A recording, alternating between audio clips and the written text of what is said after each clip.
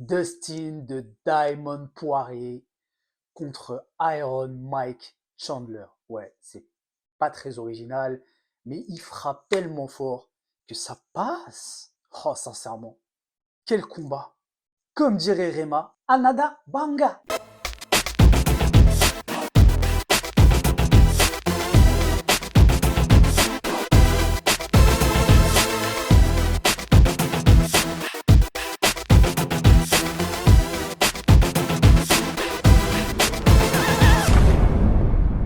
Hey yo, Big Fam Fight Fam, j'espère que vous allez bien et que vous passez un sweet et agréable vendredi.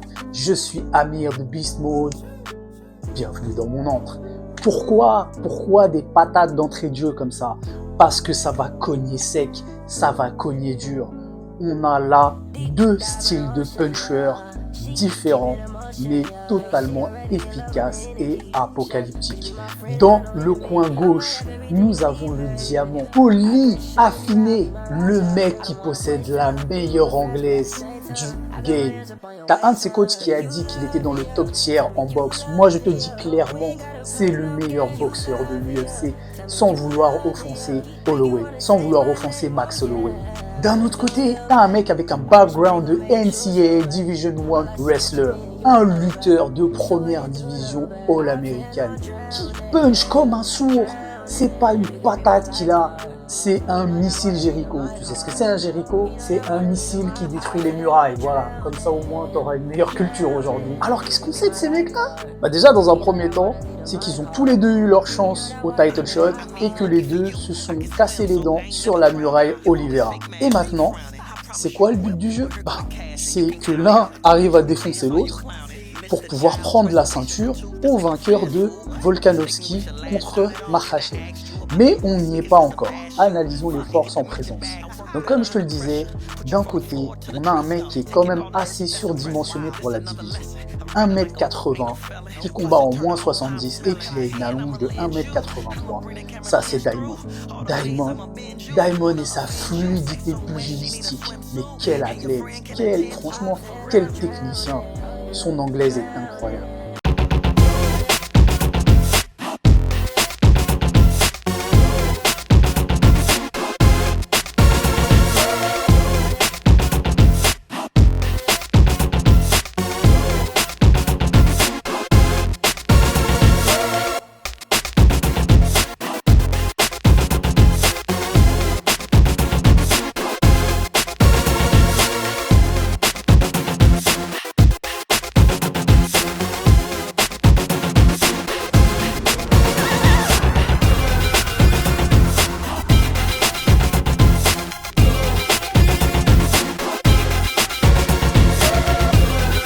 Sa capacité à te cadrer et à te garder dans sa trajectoire est vraiment à montrer dans toutes les écoles. Mais Dustin, c'est pas ça. Dustin, c'est un mec qui est totalement versatile. Tu veux une preuve? Je vais te donner des chiffres. 28 victoires, 17 par KO, 7 à la décision et 7 par soumission. Il est capable de tout. On l'a déjà vu mener une guerre incroyable contre Dan Hooker. Quel combat! Ça, c'était un sacré banger et fallait le voir venir. Comme quoi, on sait jamais à quoi s'attendre avec ces mecs. Et même s'il est complètement compétent dans les kicks, son point fort, c'est dans le noble art. Mais au-delà de ça, c'est pas que ses qualités, il est aussi très fort mentalement. Il a affronté et battu des vraies têtes de série. Anthony Pettis, Eddie Alvarez, Justin Gaethje et Conor McGregor. 2 fois, il a violé Conor McGregor, lui cassant dans le premier volet la figure et dans le deuxième volet son pied en mode carambar. Diamond, celui qui a magnifiquement réussi sa transition des featherweight au lightweight. Ce mec est incroyable. En plus, c'est une crème. Le trash talk, c'est franchement pas son truc.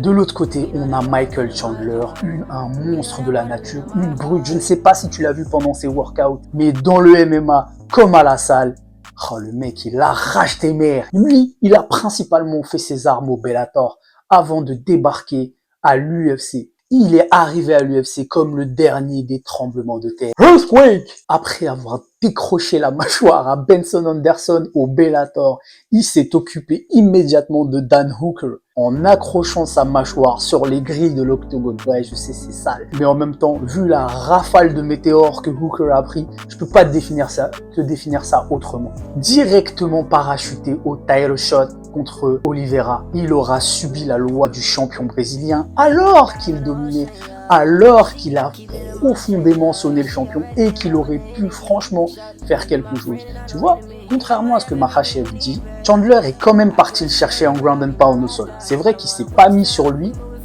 il n'a pas cherché vraiment à grappler, mais il aura au moins eu le mérite d'essayer de faire rentrer sa tête dans le sol de l'octogone.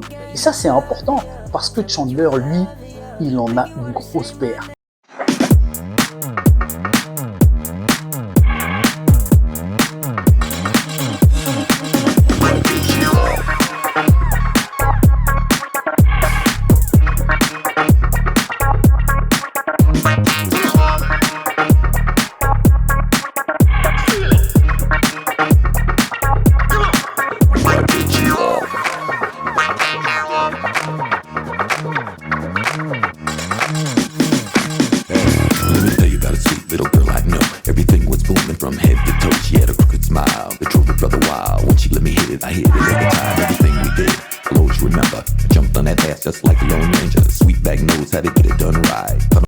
Bon, niveau palmarès, c'est un peu moins folichon là, surtout en ce moment. Alors qu'il a mis un des KO les plus incroyables sur front kick dans la bouche de Tony Ferguson, et ça, personne ne l'a vu venir encore une fois.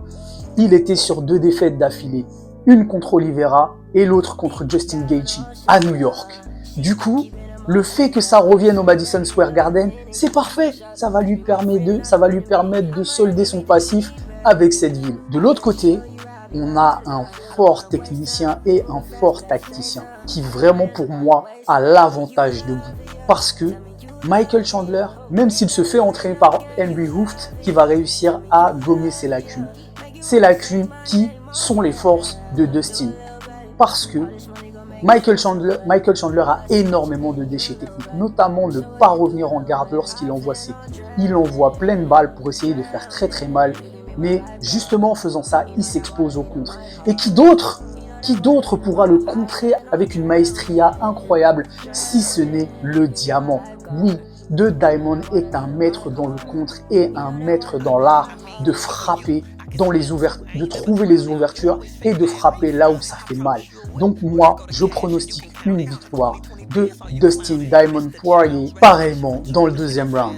Je pense que ça va envoyer sévère dans le premier, que les deux vont essayer de décrocher la tête de l'autre, mais qu'en définitif, ça va solder sur le milieu, voire la fin du 2e round. Dustin a le coup d'œil, Dustin a la vista pour arriver à glisser un de ses magnifiques crochets dont il a le secret.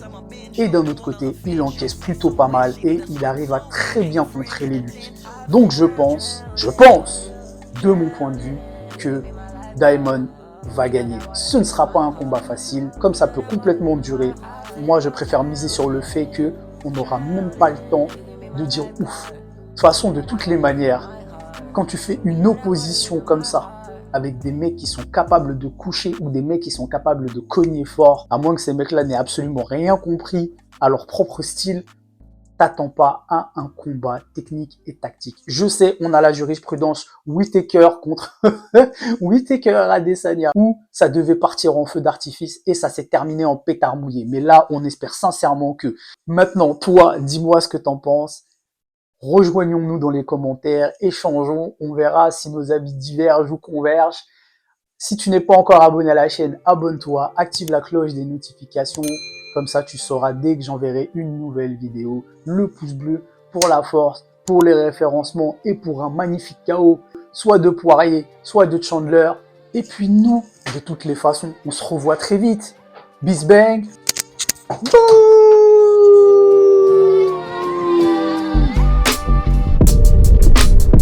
About the tag, go and throw it in the bag, 'cause I got it good. You're the best I ever had, baby, you know that you're bad, and I got it good. I'm certain that you're worth it, you deserve it, girl. Don't worry about the tag.